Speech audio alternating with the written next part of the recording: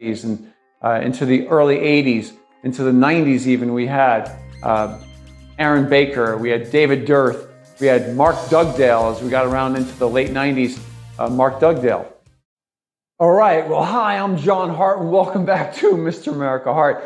All right, today's a great day because we're talking about high-intensity training versus volume training. And for those of you who don't know, high-intensity training is, well, on the one hand, the name kind of implies it involves higher intensity of effort. Yes, that's true. And it also involves, generally speaking, a briefer, shorter workout because it's like, a sprint. I mean, you're going all out for a shorter period of time because you can give 100% all-out effort for a shorter period of time. Volume training, on the other hand, is the type of training that involves multiple sets of multiple exercises, all within the same workout. And then, of course, it also involves training many more days per week, usually. So it could be something like 5 or 6 days per week. Very common in most gyms. Volume training is the type of thing that you see done most often in most training settings. Okay, so that's what we see happening these days. High intensity training, not so much. Not so much. It's kind of fallen out of favor, it seems. Or let me put it this way.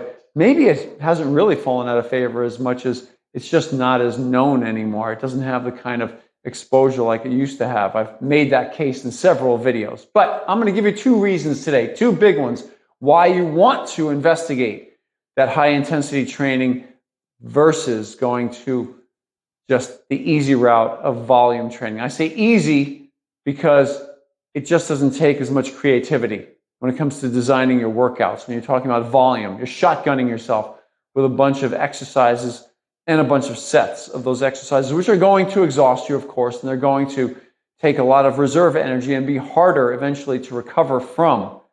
So the deeper the hole you dig in your system, the further you have to recover before you can grow.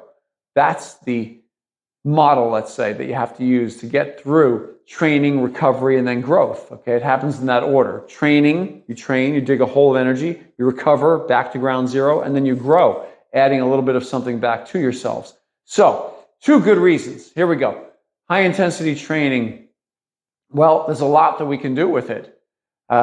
If you've ever heard of the author Dr. Ellington Darden, he wrote a book called The New High Intensity Training, and it really sort of details all of the techniques that you can use, many of them that you can use, from pre-exhaust, post-exhaust, giant set training, super slow training, negatives, hyper slow training, omnitonic, omnicontraction training. Wow, that was a good one. Infotonic training. There's so many different types of training within high intensity that you can use. And all of those things, they can be used in cycles, just as I use them. I usually take certain cycles. I'll do a whole cycle of partial rep training, let's say, for 6 weeks or 8 weeks. And then I go and I'll do, after a little break, I'll go and do a cycle using pre-exhaust exclusively. And then maybe using some forced reps, some negatives at the end of a set. And any of you who are familiar with Dorian Yates, 6-time Mr. Olympia, then you are familiar with the fact that he has used high-intensity training throughout his career, and he did use extensively forced reps and negatives as a way of getting past just positive failure. Training to the point where you can't lift the weight anymore is just one level of stimulating growth, of taking a set to what they call failure, momentary muscular failure. Okay? So within high-intensity training, there are so many variables that you can play with over a lengthy period of time. I wrote a book called the Mr. America Shape-Up Series, and in that book I detailed how I used various techniques over the course of an entire 14-month period, going from out of shape to in shape, and it got pretty intense. I mean, some of those things that I did were pretty wild, but when you're pursuing new growth and you're pursuing competition shape, things like that, you're going to do things that'll drive you even further. But you may just be wanting new gains. You may just be wanting to go further than you've ever gone before, in which case you're motivated enough. You can just go for it. and create new routines, just as I did in that book. You can check out, I'll put the link down below in the video description for the Mr. America Shape Up series. You can check that book out. Or I wrote another book called Physique 101 that carries anybody through about a year's worth of training. So you can check out some higher intensity techniques that I used then as well. When it comes to training, high intensity, those workouts are also really brief and short. Once they're done, you're getting to recover right away. And you're generally not coming back to the gym the next day to train. That's the other thing too. So while somebody like Dorian Yates did train 4 days per week, that's not 6, 4 days per week for about 45 minutes per session. You can choose to train 3 days per week, especially if you're natural. If you're natural, you need a little bit more recovery. You need more days off, basically, to recover and to grow. And so I call that a fact. Yes. So over here in the volume end, to me, it's like a one-trick pony, man. It's a one-trick show over there. You either add more exercises, change exercises. You add more sets. You change the order of your workouts. So those things you can do when you're doing a volume type of training. But within that, you're training mostly to positive failure.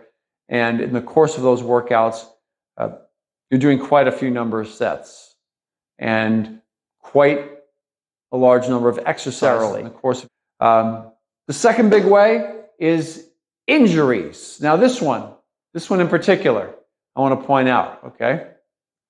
All the high intensity trainees that I've known over the years, they were not flooded with a whole bunch of injuries, okay?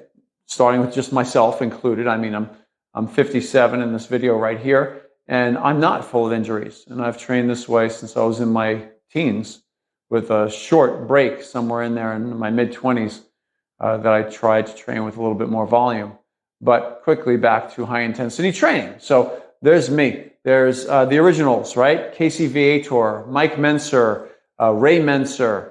We have Dave Mastorakis. We have all these guys from back in the 70s and into the early 80s, into the 90s even. We had Aaron Baker. We had David Dearth.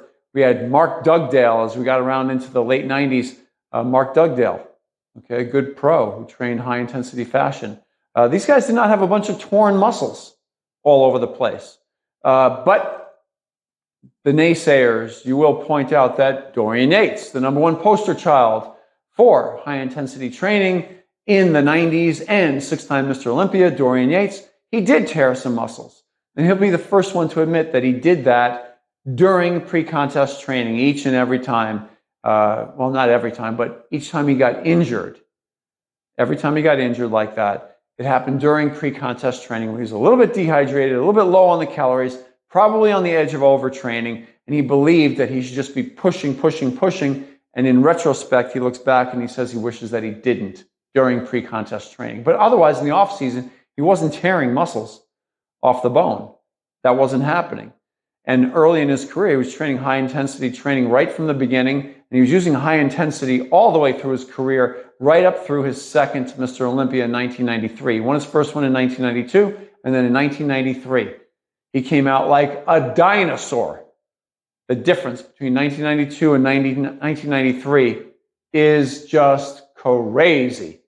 Came out in 93, wiped out the field, and then in 1994, the injuries started to happen to him. But the man was so dominant and grew so much muscle training that way, and it was undeniable. So anybody who says, oh, well, he started out training with high volume like anybody else, that's not true. Okay? He was using high intensity training in the beginning. He details it in all of his own books.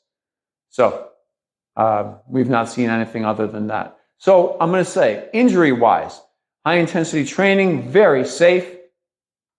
You can train this way, give a maximum effort in good form at all times. That's very, very important. And you stimulate the muscle and you get full recovery between workouts. That's the key. Overuse injuries don't occur with high intensity training. That's the other thing. With high intensity training, you're going to the gym and training really hard, doing a minimal amount of work, getting maximum effort and maximum stimulation, leaving the gym and going on to start recovering and growing. And you don't hit that muscle again until it's fully recovered. Volume training, on the other hand, they're coming back to the gym just because they trained their thighs on Wednesday. Ooh, that's it. If they trained them on Saturday and it's now Wednesday and their thighs are still sore, they're going to train them again because it's Wednesday. That's the only reason. So that's high volume training protocol, basically. Repetitive job motion. I keep using that term whenever I think of high volume training, because most of our bodies, most people, they're not perfect. You know, their flesh is not perfect. All the pulleys, all the muscles, the tendons, everything does not operate perfectly balanced. And if there are imperfections, as far as strength imperfections with weaknesses in certain muscles, those weaknesses will show up in the form of slight micro tears, slight injuries over the course of time.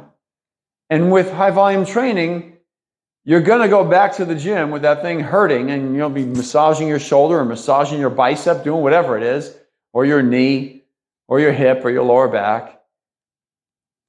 But it doesn't get better because all of that high volume training that's going on, it's too much to recover from.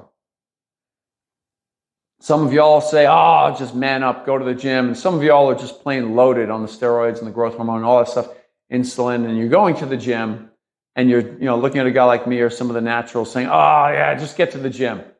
Okay, well, I'll address you for a moment. The problem with that thinking is this: the day will come where you go off of the drugs. And if you're going to train high volume still and you're off the drugs, the problem is you'll pay the price then, because you're not going to be recovering from those workouts. There you have it.